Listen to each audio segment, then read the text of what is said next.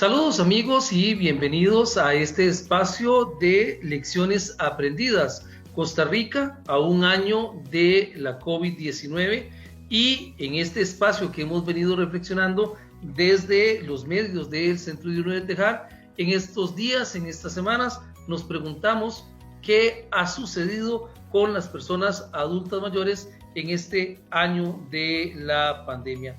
Estamos tocando diferentes temas, estamos abordando a diferentes profesionales y a diferentes personas adultas mayores para reflexionar sobre aquello que hemos hecho bien y sobre aquello que tenemos que mejorar. Siempre hay oportunidades en las que nos construimos como mejores personas y como mejores organizaciones.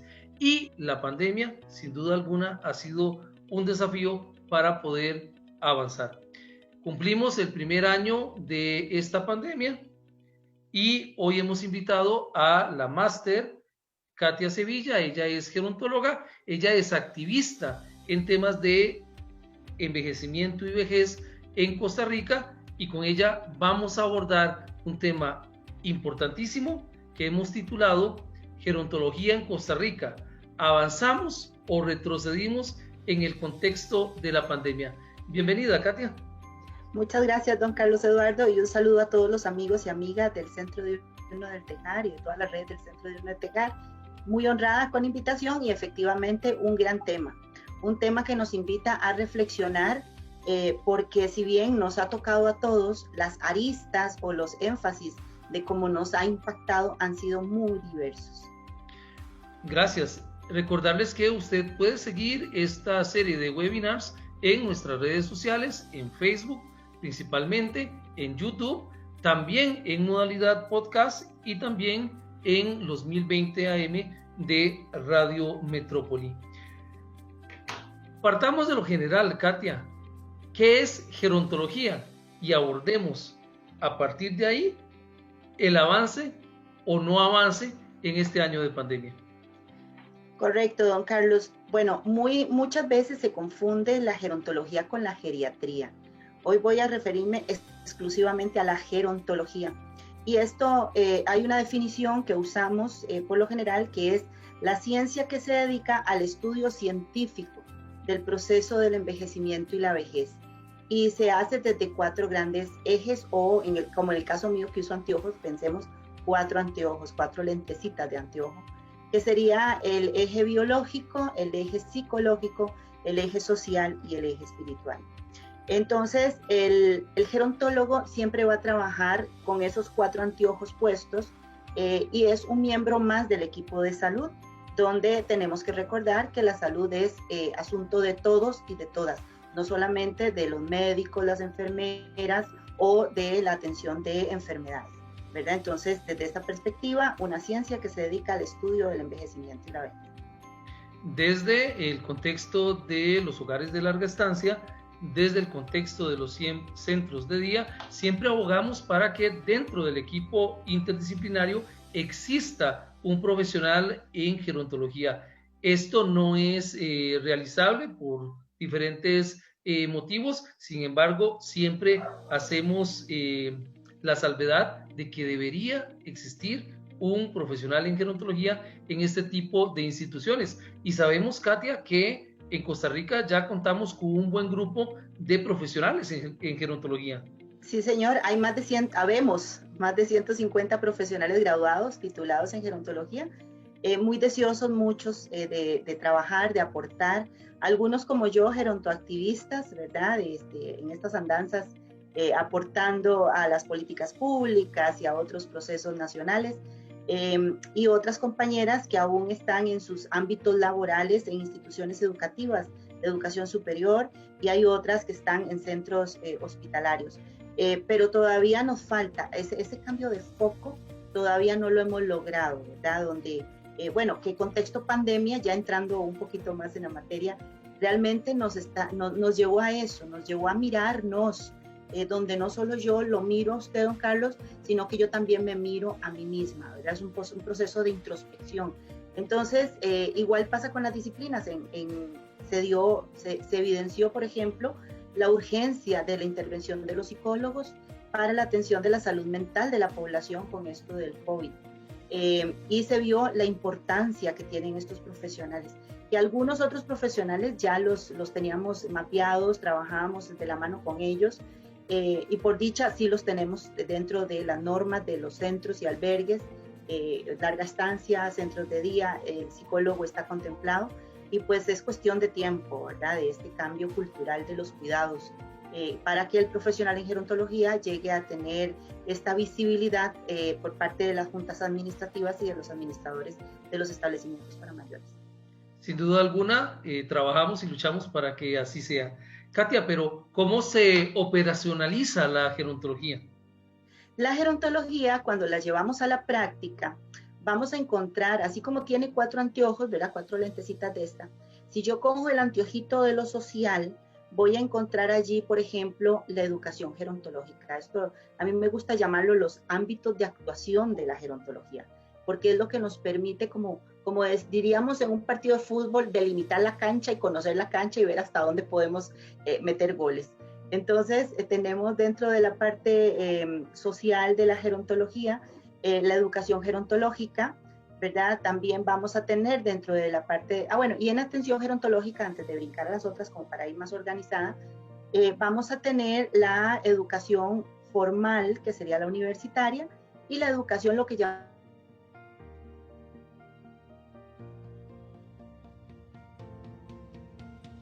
pero no significa que es algo como que se nos ocurrió, como que usted y yo hablamos ahora en la mañana o hace media hora y dijimos, ay, mira, ponete el saco y yo medio me peino un poco y pongámonos a hablar y pues sacamos esto. No, esto llevó un proceso de reflexión, un proceso de redacción, un proceso de planificación. Lo que pasa es que como no tiene un carácter de título universitario, comúnmente en el ámbito educativo se le llama educación informal. Después tenemos el otro anteojito, ¿verdad?, el otro lentecillo, que sería el de atención directa, que es posiblemente el campo de actuación que más se va conociendo.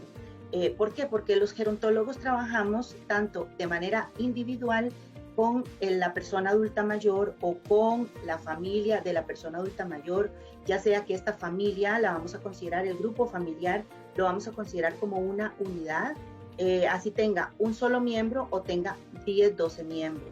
Cuando ya tenemos 2 o 3 familias diferentes que no tienen relación consanguínea, estaríamos hablando de modalidad grupal, porque esa es la otra parte de atención directa que hace el gerontólogo, trabajamos a nivel grupal.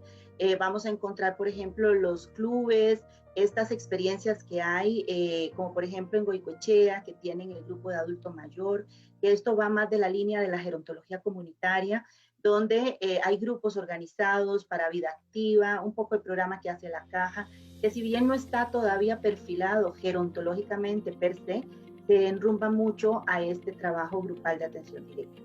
Otro de los anteojitos, como operacionalizamos la gerontología, es la gerencia gerontológica, y mucho de lo que usted hace, don Carlos, viene a quedar circunscrito precisamente acá en la gerencia gerontológica. Tiene que ver con asesorías, proyectos, regencia de instituciones, de políticas, etcétera, que lleven a un bienestar colectivo de un grupo, ya sea de personas adultas mayores o las familias de estas personas adultas mayores o inclusive las personas cuidadoras de personas adultas mayores. Entonces, por ejemplo, las actividades que hace el Centro de Uno de Tejar, y con permiso voy a tomarlo de ejemplo, donde tiene actividades exclusivas para las personas adultas mayores, pero también tiene actividades exclusivas para las familias de las personas adultas mayores que atiende por parte del centro. Y también tiene un programa de formación de cuidadores de personas adultas mayores. Entonces, definitivamente, estas tres actividades, que son ya programas establecidos, vendrían a quedar inscritos dentro de lo que sería la gerencia gerontológica. Y finalmente, el último lentecito, que no es el menos importante, es el de la política gerontológica. Entonces, todos los procesos políticos, formulación de leyes, decretos, reglamentos internos, etcétera, tiene que ver precisamente con ese lente. Entonces, como vemos, el gerontólogo o la persona profesional en gerontología tiene un espectro muy amplio de actuación, y como en todo espectro tan amplio, algunos profesionales tienen más afinidad que otros para realizar las tareas específicas. Entonces, por ejemplo, en el Centro Diurno del Tejar tenemos a Eduardo Carrillo, ¿verdad? Que pronto va a ser colega ya formal, si Dios lo permite, y él es de atención directa en la parte de estimulación específicamente con los mayores del centro, ¿verdad? Entonces podríamos tomarlo de ejemplo y decir, bueno, Eduardo entonces está dentro de atención directa gerontológica en modalidad grupal. Habemos otros, como en mi caso, que me voy a tomar de ejemplo también, que participo mucho en la elaboración de políticas públicas a nivel nacional, y entonces allí yo soy un ejemplo de esa parte.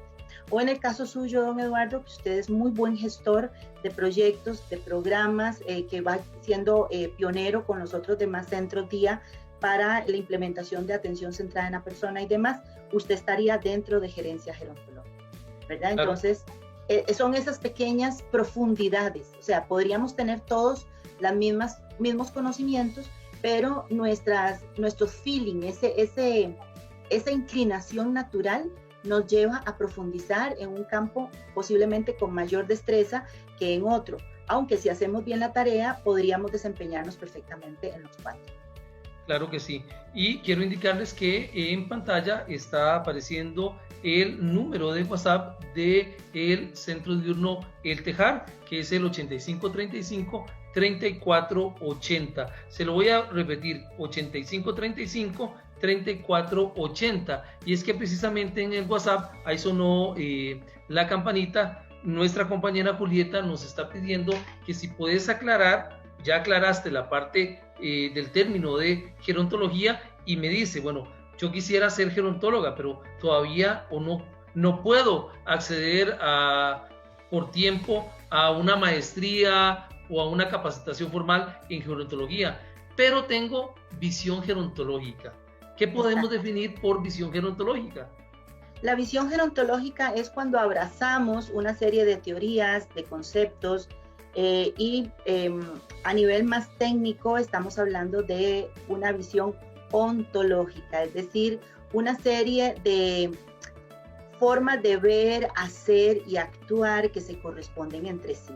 Por ejemplo, yo como gerontóloga puedo hacer en atención directa una valoración de una persona adulta mayor utilizando ciertas baterías o ciertas preguntas de ciertos instrumentos que no son exclusivos de una disciplina en particular. ¿Por qué? Porque ya hubo un grupo de científicos que revisaron esos instrumentos y dijeron, mira, estos los creó trabajo social, por ejemplo, pero en realidad no es exclusivo de trabajo social porque también los usa economía, también los usa finanzas, también los usa, y al final nos dimos cuenta de que efectivamente gracias a los trabajadores sociales por crear el instrumento, pero deben quedar al servicio de la humanidad.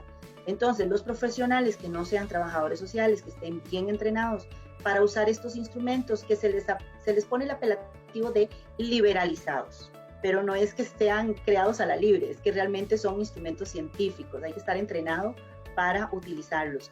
O por ejemplo el MOCA, que está muy en boga ahorita como un screening básico para saber, yo hablo con una persona mayor o con un grupo de mayores y veo como que algo a nivel cognitivo no anda bien y yo qué raro, pero es que esto y esto y esto y esto, y al final uno dice, casi me atrevo a asegurar que es esto, pero necesitamos alfanumérico, la parte numérica. ¿Por qué? Porque en el momento en que yo remita profesionalmente a esta persona mayor con un profesional de medicina, preferiblemente geriatría o neurología, tengo que hablarle en un idioma que él entienda. Entonces, el número alfanumérico del cuestionario, él lo va a entender perfectamente. Si le llega un MOCA de un 30, por ejemplo, o de mayor de 26, porque el puntaje mayor es de 26, él lo primero que va a cuestionar es, bueno, ¿y por qué me lo está mandando si la señora salió muy bien con el 26? Pero si me le llega un 10, inmediatamente él va a entender que, la puchis, tengo que empezar por hacer unas baterías a nivel neurológico, etcétera. Entonces, con la pregunta concreta, doña Julieta, ¿qué es visión gerontológica? Visión gerontológica significa tener estas capacitaciones, tener los conocimientos, saber usar los conocimientos, pero más interesante aún y mejor, tener la claridad de dónde estoy parada o parado, profesionalmente hablando, para realizar el abordaje. No es lo mismo que yo pueda decir, yo soy gerontóloga y mis abordajes los hago con todos los 4 ojos gerontológicos, a que yo, por ejemplo, mi carrera base es trabajo social y que yo diga soy una trabajadora social sensibilizada en materia gerontológica, es decir, no tengo los 4 anteojos, pero sí tengo una sensibilidad y tengo unas leves nociones y yo podría inclinarme más para trabajar por persona adulta mayor, y cuando yo empiezo a tocar la realidad del mayor, empiezo a sentir de otra manera. Es como desarrollar, como cuando se nos despiertan los sentidos, cuando las personas que disminuyen visualmente y despiertan otras habilidades y destrezas y logran desarrollarse en su entorno, bueno, más o menos así sería esta visión gerontológica, es estar sensibilizado. Lo que pasa es que decirlo así tan sencillo suena como, ay, qué fácil, me sensibilizo y ya está, ya tengo visión gerontológica, pero en realidad no es así. Esto lleva todo un proceso que a veces es más rápido sacar la carrera en una universidad que terminar de sensibilizarse gerontológicamente, ¿verdad? Porque tenemos una trampa. A veces la trampa está en que estamos en una institución N y yo me he capacitado, he llevado algunos cursos solitos, etcétera, pero cuando llego y trato de hacer alguna innovación en procesos de atención, la jefatura inmediata me dice, Katia, qué pena, mira, te recuerdo que vos estás contratada con esta plaza en particular.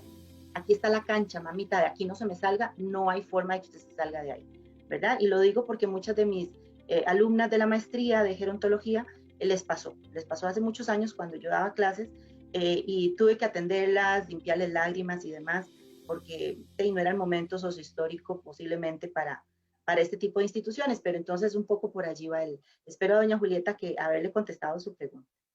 Sin embargo, desde el Centro de Uno del Tejar queremos abogar para que en todos los centros de día, en todos los hogares de larga estancia, exista el profesional en gerontología para que dé lineamientos gerontológicos que hagan que la vivencia de los clientes, de las personas adultas mayores, vaya en esa línea, en atención a personas adultas mayores y no que se delimite en otro tipo de acciones. Katia, muy interesante el tema que estamos abordando, pero el 2020 sin duda alguna ha sido el año más difícil en materia de atención gerontológica. Las personas adultas mayores fueron el grupo o uno de los grupos más vulnerables en la pandemia. Y esto obligó a muchas organizaciones, centros de día, hogares de larga estancia, a realizar procesos de innovación, a crear formas nuevas de atención para adaptarse a el desafío de la pandemia. Pero, ¿qué acciones gerontológicas se pudieron implementar desde la gerontología, valga la redundancia, durante la pandemia? Fíjate que aquí les voy a compartir un poco la experiencia que tuvimos desde la organización donde yo trabajo, desde Orientación Integral para la Familia, que también algunas otras instituciones habilitaron con una capacidad, un músculo institucional mucho más fuerte, que fue, por ejemplo, en la parte de atención directa. Se dio un abordaje individualizado vía online, se abrieron líneas de teléfono para asesorar cuidadores de personas adultas mayores. Y fue muy curioso porque a nosotros sí nos llegó población de cuidadores que no necesariamente eran familia de las personas adultas mayores que estaban cuidando, ¿verdad? Y después participando en un foro que hizo la Escuela Judicial del Ministerio de Justicia, del Poder Judicial, fue muy interesante escuchar donde también ellos recibieron algunas notificaciones de situaciones que les estaban pasando a cuidadores de personas adultas mayores que eran remuneradas, donde, por ejemplo, la familia tuvo, por las obvias razones que todos sabemos de la parte económica, que disminuir los salarios, ¿verdad?, de los cuidadores. Y fíjate que, pero además de eso, les exigieron, se queda viviendo literalmente con la persona adulta mayor, olvídese de su familia, se queda aquí adentro para evitar la propagación de contagio, que tenía una base muy sólida la solicitud, pero además tenía entonces un recargo de funciones de cuidados, porque mientras el cuidador trabajaba de 8 de la mañana a 2 de la tarde en una jornada de 8 horas, o puede ver el horario que le pusieran, pero que fuera, digamos, sin atentar al código de trabajo, el cuidador terminaba su jornada y se retiraba del inmueble y del cuidado y regresaba hasta el día siguiente. Pero en esta situación COVID, pues no. Él se quedó allí dentro de la casa y entonces ya el cuido se convirtió en un cuido 24 horas, ¿verdad? Además de eso, con recargo de labores de limpieza, ya rayando dentro del ámbito del servicio doméstico. Y también preparando los alimentos, tanto para la persona mayor como para él, rayando dentro del ámbito de el cocinero o la cocinera. Entonces, hubo un traspapel, por decirlo de alguna manera, de los roles y remuneradamente no se vio reflejado y por supuesto muchos cuidadores terminaron sumamente saturados por la demanda de cuidados. Inclusive el no tener acceso inmediato a la atención de salud de los mayores, donde tal vez se vencía el medicamento y había que llevarlo a una cita subsecuente y por el riesgo al contagio, entonces se empezó a dar atención telefónica y a veces no, mientras el sistema se ajustó, no fue tan rápido, la familia y el cuidador no se prepararon tan rápido y en algunos casos se venció medicamento, por ejemplo un ansiolítico para la noche, y entonces el adulto mayor ya tenía conducta disruptiva, no descansaba nocturnamente, al día siguiente estaba somnoliento, pero el horario del cuidador estaba ya invertido y afectado, ¿verdad? Entonces fue pluricausal y el cuidador se vio afectado. Entonces, en la parte individual, algunas de las acciones gerontológicas que se observaron fue precisamente esa, atender, asesorar telefónicamente a los cuidadores, darles contención emocional. A nivel grupal, se vio que hubo apoyo a grupos organizados de cuidadores, también de personas adultas mayores. Una labor encomiable, admirable y maravillosa fue la innovación de los centros día, y siempre yo pongo este ejemplo del Centro Día Uno del Tejar, por la innovación que hizo de cómo pudo llegar a los hogares de los adultos mayores, no solo de manera material, apoyando con alimento, sino también con cercanía por medio de la intermediación virtual. Que ellos sintieran que no estaban solos, que no se les había cerrado la puerta en la cara, ¿verdad? Sino que siguen siendo parte de. En la parte de educación gerontológica, pues nosotros implementamos la formación 100% virtual de personas cuidadoras de mayores. Tuvimos lo que fueron talleres y fue interesantísimo, tuvimos una afluencia bastante importante y este año continuamos con la experimentación, ha dado muy buenos resultados. Ahorita tenemos un grupo de 12 personas que están cursando el cuidador nivel 1. En cuanto a la gerencia gerontológica, se brindaron asesoría a proyectos y organizaciones. Y esto fue interesantísimo porque nos llegaron solicitudes y recuerdo una en particular de la apertura de un centro día. Y yo decía a mis adentros, no, es que cómo vamos en media pandemia si tenemos incertidumbre y con todo lo que esto implica, cómo vamos a habilitar, no sabemos cuándo se van a recibir las personas y demás. Y aunque no se le cobró a la persona honorarios por el asesoramiento que se le dio, al final terminó enojado, ¿verdad? Entonces me dijo que él no tenía ese criterio de parte mía profesionalmente, porque a mí fue la profesional que me correspondió darle asesoramiento, ¿verdad? Pero lo que hice fue un principio de realidad. En fin, si usted quiere invertir en infraestructura, etcétera, y tiene la capacidad para soportarla a lo largo del tiempo, que no sabemos cuántos años va a durar para poder tener el retorno de inversión, pues adelante, estos son los requisitos que se piden, estos son los protocolos, etcétera, pero mi recomendación técnica es piense otro tipo de alternativa de atención que no sea infraestructuralmente por el momento, puesto que estamos con orden sanitario, pero bueno. Y finalmente, la política gerontológica, que acá sí quiero resaltar cosas interesantísimas que se dieron el año pasado, y una que se dio este año recién, esa está fresquita. La del año pasado fue la aprobación del estándar de cualificación técnica para la formación de personas cuidadoras de personas adultas mayores. En enero, febrero de este año, la ministra de Educación ya firmó el estándar y ya quedó como una normativa nacional. Quiere decir que todas las entidades que nos dedicamos a formar personas cuidadoras de personas adultas mayores debemos sí o sí alinear todos nuestros pensum académicos con este estándar, debemos cumplir con él. La fortaleza que tiene es que primero nos permite ir generando un perfil de quién es la persona cuidadora de adultos mayores. Así como cuando hablamos de quién es un gerente social, quién es un trabajador social, un psicólogo, un geriatra, se nos viene al imaginario inmediatamente la figura de ese profesional. igual va a pasar con las personas cuidadoras de adultos mayores. Entonces ya no va a ser solo desde los cuidados biológicos, sino que también el estándar lleva hacia los cuidados más integrales o los cuidados gerontológicos como tales. Y este año recién tuvimos la firma de la ley de, la política pública de cuidados que presentó el Instituto Mixto de Ayuda Social el 3 de marzo, ¿verdad? Y aquí el tema interesantísimo y súper relevante es que ya se reconoce los cuidados como una necesidad país y también habla de las personas cuidadoras de personas adultas mayores. Reparte tareas como por ejemplo al Ministerio de Trabajo, donde le dice a usted le corresponde hacer la prospección laboral, a usted le corresponde formar los recursos humanos que se necesitan en el país para el tema de los cuidados, ¿verdad? De cómo llevarlos a la práctica. Y también en la Asamblea Legislativa tenemos proyecto de ley de la República, el Sistema Nacional de Cuidados, que no riñe en momento alguno con la política recién presentada, sino que más bien viene a darle más músculo, viene a convertirse como una macro sombrilla bajo la cual queda albergada la ley, y entonces al ser muchísimo más musculosa, le va a dar más ímpetu, le va a dar más fortaleza y le va a dar más mecanismos de actuación. Y finalmente el INAMU empezó una investigación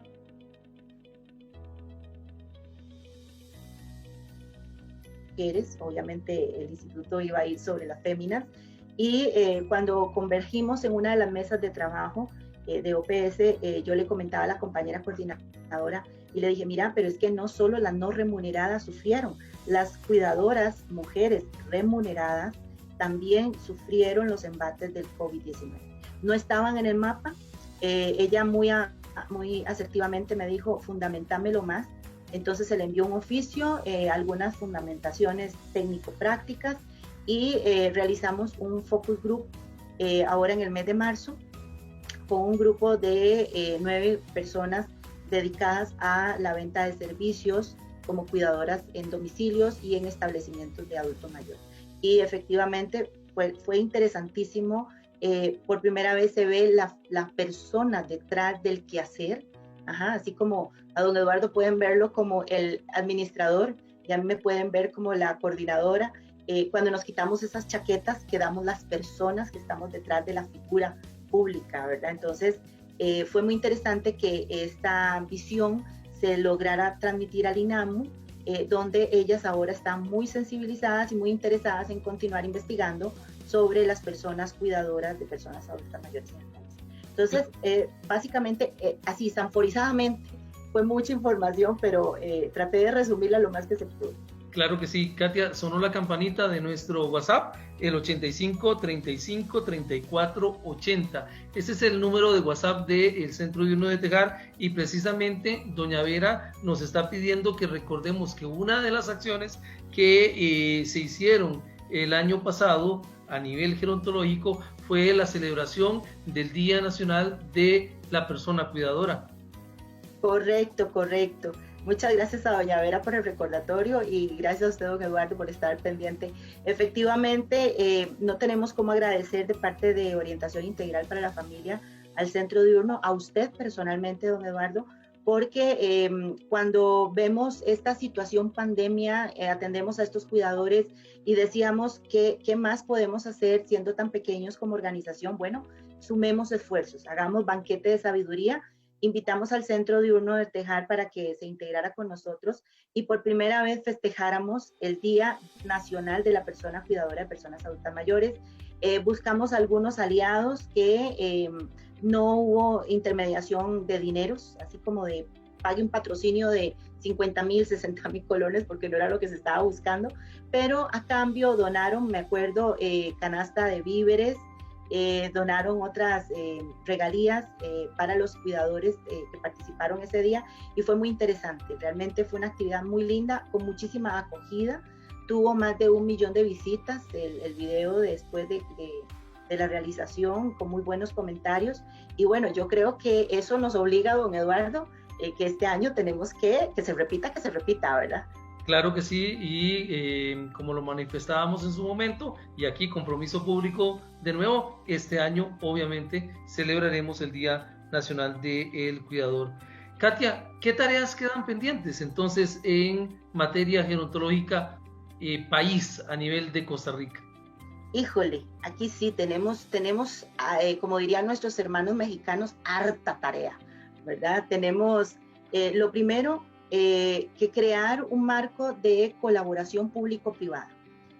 No es secreto para ninguno de los ciudadanos que la relación público-privada siempre ha estado muy verticalmente delimitada.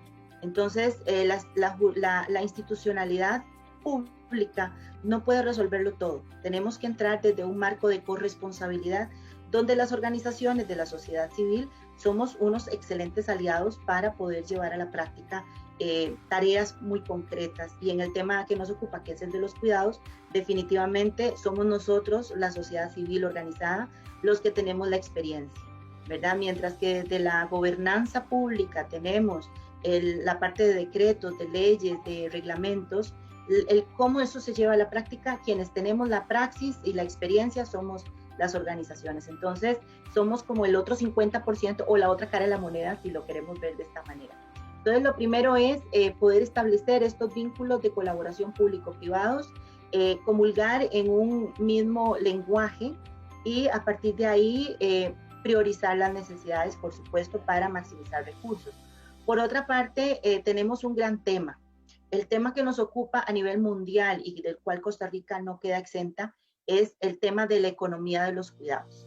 Y este debe ser un elemento transversal. Cuando hablamos de la economía de los cuidados, estamos hablando no solo de cómo generar riqueza, estamos hablando de, por ejemplo, cuál es la economía que hizo Katia Sevilla a nivel de su propio organismo, de su salud mental, de sus relaciones sociales, de sus amigos, sus amigas, sus gustos, sus aficiones, de su espiritualidad, porque yo todavía no soy persona adulta mayor, pero voy de camino a ser persona adulta mayor. Entonces, desde ya yo estoy haciendo un ahorro en mí misma. Entonces, por ejemplo, la pandemia, que yo creo que a muchos nos pasó, me dejó un poco más de curvas de las que yo querría.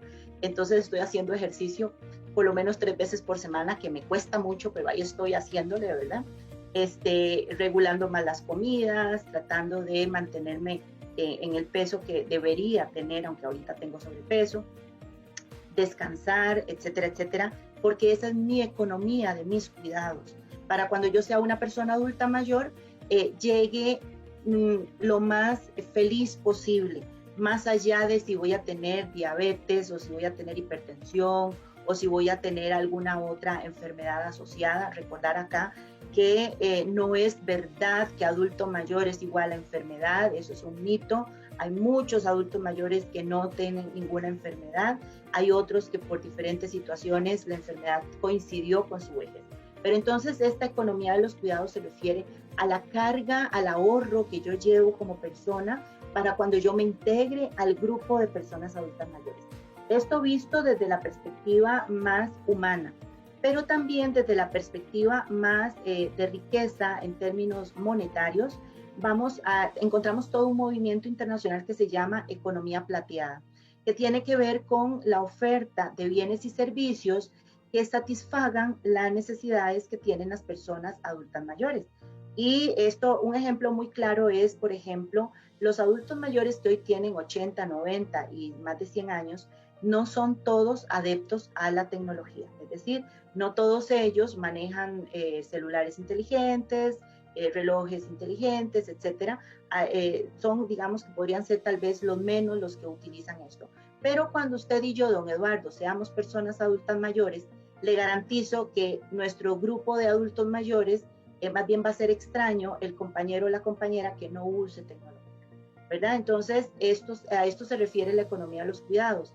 Ir viendo las necesidades que vamos a tener, en este caso del ejemplo, los mayores de hoy que no usan tanto la tecnología, no pueden quedarse atrás. Entonces ya hay diseño de, por ejemplo, un teléfono que hay por ahí, no voy a decir la marca, que nos permite que ellos lo puedan manejar, pues son botones grandes, la pantalla es muchísimo más grande, tiene un botón de alarma, ¿verdad? Para emergencias, etcétera, y se puede pregrabar para llamar de emergencia.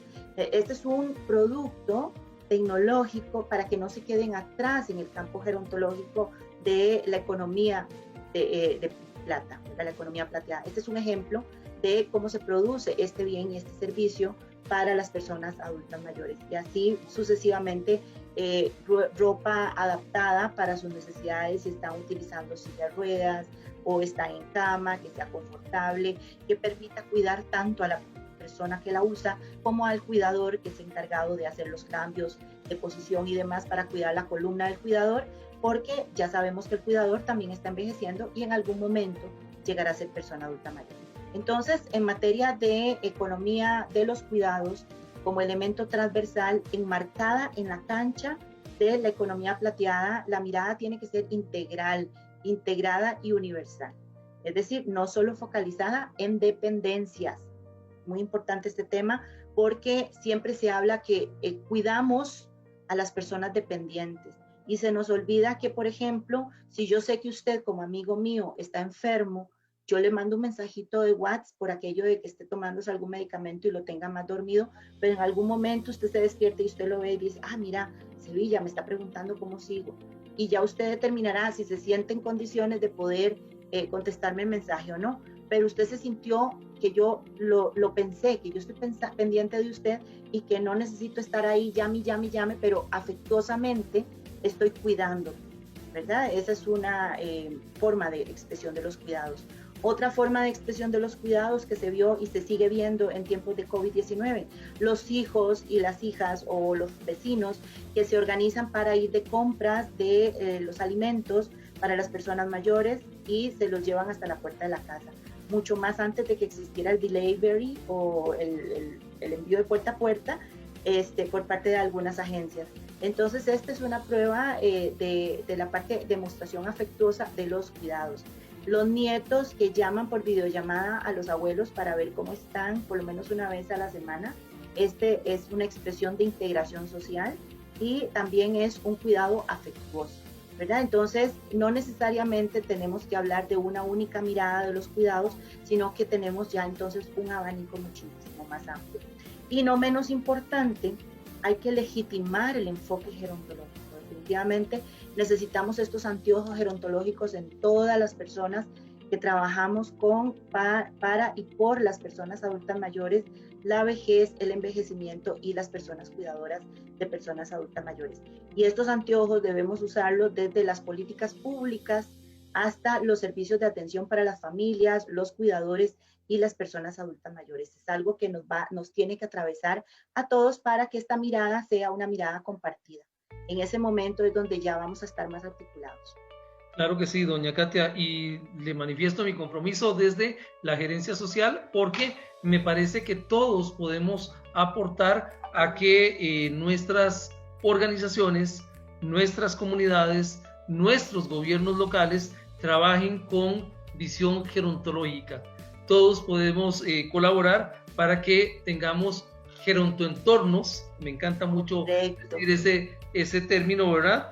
Porque al final de cuentas somos un país que está envejeciendo y que nosotros estamos envejeciendo con él, y que todo lo que podamos construir al final va a crearle beneficio a las personas adultas mayores de hoy y a las personas adultas mayores del mañana, de las cuales nosotros vamos a estar en ese grupo. Quiero agradecer a todas las personas que han estado escribiendo en nuestro WhatsApp y a las que están escribiendo acá en la caja de comentarios de Facebook. Como son tantos los comentarios y en diversas redes por las cuales estamos saliendo, yo me comprometo a compilar las preguntas para generar otro espacio con la máster Katia Sevilla para que nos enamore más de la gerontología. Doña Katia, en síntesis, entonces, ¿avanzamos o retrocedimos en materia gerontológica en este año de la pandemia acá en Costa Rica? Bueno, esa es la pregunta del $1.000.000, ¿verdad? Yo me atrevería profesionalmente a decir que avanzamos en el tema del cuidado, ¿verdad? De los cuidados, no del cuidado, de los cuidados, con leyes y normativas. Pero no avanzamos tanto en materia de trabajo colaborativo público-privado, ¿verdad? Entonces allí tenemos las leyes que nos permiten un músculo de operacionalización, pero ¿Cómo lo llevamos a la práctica? Todavía esa parte hay que limarla. Y también aún existen instituciones del Ejecutivo que no realizan apertura de puertas, ¿verdad? Para que las organizaciones de la sociedad civil nos integremos en ese trabajo colaborativo. Entonces, yo lo visualizo de esa perspectiva. Es muy arrogante de mi parte decirlo de esta manera, pero creo que hay que crear toda la estructura, el andamiaje de la estructura, para que entonces las instituciones de la sociedad civil ingresen de acuerdo a sus habilidades y destrezas, y empecemos a darle ya un entretejido, ¿verdad? Entre todos de acuerdo a objetivos específicos. Porque no es casualidad, todas las instituciones de la sociedad civil estamos alineadas con ODS. En algunas, como por ejemplo IFA, la parte de educación tiene un peso más relevante que otros, y el Centro Diurno del Tejar tendrá algunos más relevantes que otros, y puede ser que otra organización de la sociedad civil no contemple los mismos objetivos de desarrollo sostenible que aplican para el Centro Diurno del Tejar y para OIFA, ¿verdad? Pero esto no significa que estamos en divorcio, sino que dicha que hay estas miradas, porque en el entramado que tenemos que tejer, todo esto cuenta y todo esto es colaboración. Ha sido un año muy difícil, pero ha sido una oportunidad para mejorar, una oportunidad para innovar. Quiero recordarles que esta serie de webinars, de podcast, está disponible en las redes sociales del Centro Diurno de Tejar, en vivo los días martes y jueves durante el mes de marzo. Así que síganos y generemos contenido de calidad para formarnos en este ambiente gerontológico de protección, de generar calidad de vida a la población adulta mayor. Agradecemos a la máster Katia Sevilla por acompañarnos en esta tarde. Gracias, Katia. Con mucho gusto, don Eduardo. Gracias a usted por la invitación. Un placer, amigos y amigas, haber estado con ustedes. Déjennos sus comentarios en la cajita de comentarios del Centro de Día y estaremos muy contentos de poder colaborarles. Hasta pronto. Y a ustedes, gracias por acompañarnos. Nos vemos, nos miramos y nos escuchamos en una próxima oportunidad.